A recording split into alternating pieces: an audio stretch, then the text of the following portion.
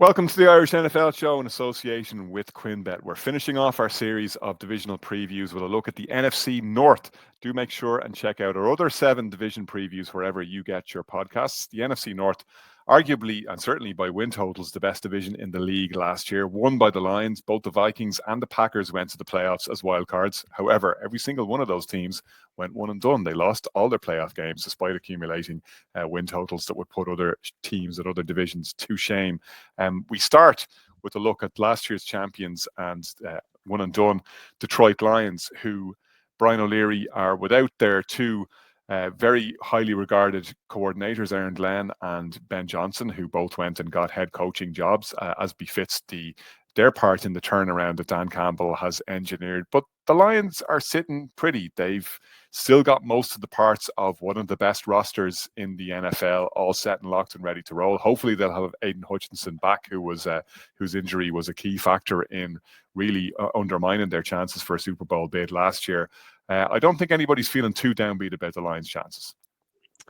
No, but I do think it's a bit weird of me probably to say this, but I do feel like they've flown under the radar slightly. Like we're reading, as we get close to the season, we're reading all the expectations for the Eagles to potentially be a team that runs it back. We spoke time and time again about the Rams during the offseason, that there was a lot of hype about them and the fact how close they played the Eagles, whether they could be the team this year to kind of win the NFC, and then the Stafford conversation around the fact the lack of training or lack of workouts he's done, and the Lions have been just sitting in the background. And yes, they've lost their. I agree with you, and I think that it's really interesting. And my theory on that is 2 things. Firstly, it's because we saw the Eagles lose Jonathan Gannon and Shane Steichen after making the Super Bowl, and we saw how that kind of delayed their ability to run it back by at least a season. So people are kind of taking that model and mapping it onto the Lions to a certain degree. I also think everybody was so invested in the Lions post Hard Knocks and post Dan Campbell's turning the team around and everything going on the up and up, that last season was such an anticlimax. I think people find it hard to jump on the Lions bandwagon again, even though not that much has changed substantively with what they're able to put on the field. I think there's a trust element as well, Hannah, with Dan Campbell to a certain extent in the playoffs and how he manages playoff games. I don't want to go back over all ground, but I'm still torn by those 17-point advantages you could have taken back in Santa Clara. I know you're going to go one jammy rebound off a helmet goes the other way, and they play for the Super Bowl. But they still lost. They still lost in a very winnable position, and then they go into a season where everyone said, right, this team are close to the Super Bowl. If this means they're going to automatically be the team that will go and win the Super Bowl, or at least represent the NFC. They get the 1 seed. They go into a playoff game against a Commanders team, which, with all due respect, at the time was on a bit of a crest of a wave, having won in Tampa. They were heavy favourites and worthy favourites to win that game, and it could have all imploded in that second half. And you could argue Goff had a concussion and he shouldn't really been in the game because of the pick before halftime. There's so many different things that went against them in that playoff game. Looking back, and I reflected on that in particular when you watched the quarterback series around how they were devastated after that game, how it took them weeks to kind of reset. The terrible missed penalty by the officials as well, which doesn't get talked about enough, which may have changed the course of that game. Well, there was numerous penalties in the course of the playoffs that could have, changed the landscape of that year, and the Eagles and the Packers game, and we could go on and go on. But I think for this team, in a roundabout way, it feels to me like they've been licking their wounds and they've gone off, and they'll allow all the talk of all these other teams to be heightened whilst they sit there and reflect on a team that hasn't lost a lot of players. I think the interesting aspect that you touched on is the coaching. Will they have the same impact offensively? Ben Johnson, such a mastermind of the play call, and we saw what he done last year. Will they go around that way again? Can they find the balance? But they've got some really good players. The running game is perfect. The quarterback in itself can be relied upon. They've got some great wide receivers. Laporte, they've done some nice things in the draft. I think they're primed for a huge opportunity to go back again. I have them winning the division. I just think if we're going to get into a situation where teams are going to go up against the Lions toe for toe, I don't know whether many teams will come out the right side of these high-scoring games. So for that reason, I think the Lions, in a very competitive division, will still find a way to be back in the playoffs. Not entirely sure they'll be 1 seed, but I think there's a real opportunity again to come back firing and make a deep run towards Santa Clara and the Super Bowl. Kieran Boyle, Brian talked about the trust factor in Dan Campbell and how he's managed playoff games, or perceived to have managed certain playoff games in certain big spots.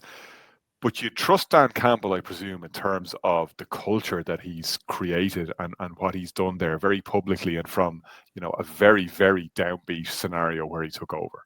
Oh, 100%. I mean, he's the kind of guy that everybody wants to play for. Former player, tight end, tough as nails. He's the kind of guy you want to lace him up for and play for.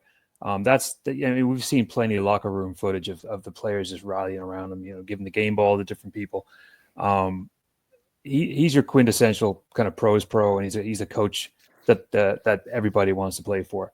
He wears his heart in his sleeve. He's extremely passionate about the game. So I think in that regard, they're fine. I mean, you've basically just reloaded again. We talked about the Ravens earlier. I mean, they've got Hutchinson back. I mean, that was such a key piece that was missing before, and they're just going to lock and load. And there's a lot of talk about the coaching changes. I mean, they're bringing John Morton in. John Morton was the passing game coordinator with the Broncos. Now, they weren't too shabby, last year with Peyton. And Kelvin Shepherd is a phenomenal coach too. Where I want to touch on is the rest of the coaching staff. I mean, a lot of the talk, like Brian said, has been about the coaching changes and how will they adapt to losing Aaron Glenn and to losing Johnson. The background or the backroom coaching staff is something that really caught my eye. I mean, when you look around, who's behind the scenes, not necessarily people that you'll see on the sidelines, but there's talent everywhere there. You got Mark Brunell with the quarterbacks, Tashard Choice, former running back with the Bills and the Cowboys. Hank Fraley is the O-line coach. What a phenomenal player he was back in the day. Bruce Gradkowski, former quarterback, is the offensive assistant. David Shaw, I want to touch on. David Shaw was a college coach at Stanford. He's now an offensive assistant as well. David Shaw brought through Christian McCaffrey. He brought through, what's his name? The quarterback from Stanford, Andrew Luck. He brought through players of that quality. So that's a phenomenal kind of base that the team is working from. And then you just add everything else that they have in that team. Sonic and Knuckles up front. The O-line is solid as usual. I mean, they did lose a couple of players, but they lost Zeitler and Ragnow, but they still have Taylor Decker and Glasgow out there, and Penny Sewell obviously too. So it's very similar to the Ravens, but they've just got to get over that hump and kind of avoid those. I don't want to say bad luck endings to a lot of games between helmets bounced off and poor decisions late in games. But again, similar to the Ravens, they've got to get over the line. They've come so far, and I don't want to labor the point about windows, but you've got all these players that have got paid, that are going to get paid, and this is the time where you got to put it all together. I really like the Lions this year. Like Brian said, they're flying under the radar a little bit, but it's still the Lions, a team that went 15-2 and dominated the NFC last year. I mean, there's not a lot of losses on personnel that I see really. And it's still got that secondary, which I believe is probably one of the best in the game, Brian Branch and Kirby, and DJ Reed as well. So everything, like we said with the Ravens, everything's in the Lions' favor, and it's just up to them to kind of get over the hump and make that final kind of make that final destination. I mean, who wouldn't want to see a Bills Lions Super Bowl or a Lions Ravens Super Bowl? I mean, that's mouth-watering stuff right there. So to cap up, it's just going to be another dominating season in the North for Detroit. I don't really see the loss of Glenn and Johnson making that much of an impact with the roster that they have. Shane, before it went wrong, as we've been saying, it went very right last season. The Lions went 15-2. They had that winner-takes-all game against the Vikings where they smashed them and really kind of showed up Sam Darnold before he then got exposed again by the Rams in the playoffs. And we'll get to the Vikings a little bit later. But if you put the Detroit Lions in the NFC South, you'd be guaranteed that they'd win the division and they'd romp towards the playoffs. So really, one of the things that counts against them is just they happen to play in such a tough division. Yeah, and I think what's interesting as well is so much of the under the radar aspect about the Lions is based on two things: their postseason performance, but also everyone talking up the fact that the offensive and defensive coordinators moved on. And like you said, there's reflections on the Niners and the Eagles in years past. But to me, I think the bigger thing is the fact that the Lions last year, you look at the rotation that the NFC North was in, they faced against the NFC West and the AFC South. This year, they're faced against the AFC North and I think the NFC East. So it's a much more difficult run for them to go. Now, they were 15-2 last year. If they drop 2 or 3 games that burst their bubble, not much. But what I'm wondering now is again similar to the Ravens. Can they actually make that breakthrough in the top? But at the same time, but you look at just to your point, Shane, within the division, and I haven't looked and compared. I'm just speaking from memory here before we came on air and started recording. But the way the bookies see this is they have the Lions at 10.5 for the over/under, the Packers at 9.5. The Vikings for 8.5 and the Bears also for 8.5. So you're talking about like 2 wins separating first from last in that division. It is a monster division. absolutely. And look, momentum counts for a lot. And I think the big thing with Dan Campbell, and it's the reason why I'm not too worried about the change in coordinators, the fact that he's a culture coach. He's not a tactician.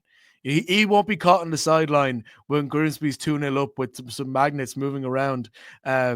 Was letting himself be completely embarrassed. He's about leading his men and making sure that they get the most out of themselves as human beings every day. And I think that the Lions haven't lost a step in that. What I do worry is in terms of what talent that they acquired that actually makes them make a step forward. There aren't really many notable free agent acquisitions. And in the draft, the draft is a draft. It can go tremendous. It can go down. Tariq Williams out of Ohio State helping to boost that defensive line is definitely a nice addition in an area. And look, being able to bring back injuries, having both Sonic and Knuckles fit will make a huge difference for them this year.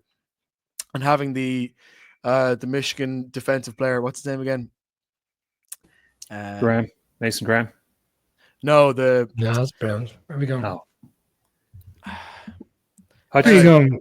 The big defender that Detroit had that lost. I'll edit this out. Doesn't matter. Look, the big thing is Aiden Hutchinson. Yes, thank you. Having Aiden Hutchinson fit for long as well, I think will make a big impact in what the Lions could do. But to me, again, it's how long does running on emotion last? It really worked for them well in the regular season last year. There were some games where they were just truly awesome. I remember against the Bills, their offensive display was just something out of this world. But again, they ran out of steam at some point. And again, they ran out of steam because emotion was undone by not being able to plan properly for that NFC Championship game against San Francisco 2 years ago. Emotion was undone by the fact that Jaden Daniels was coming in and didn't care. And Dan Quinn made sure his team just didn't care. Just played lights out football for one single match in the playoffs. So again, the playoff question is a big one for the Lions. I'm not worried about them in the regular season. And by the time we get to the playoffs, any questions about the change of system or the change in coordinators will be gone.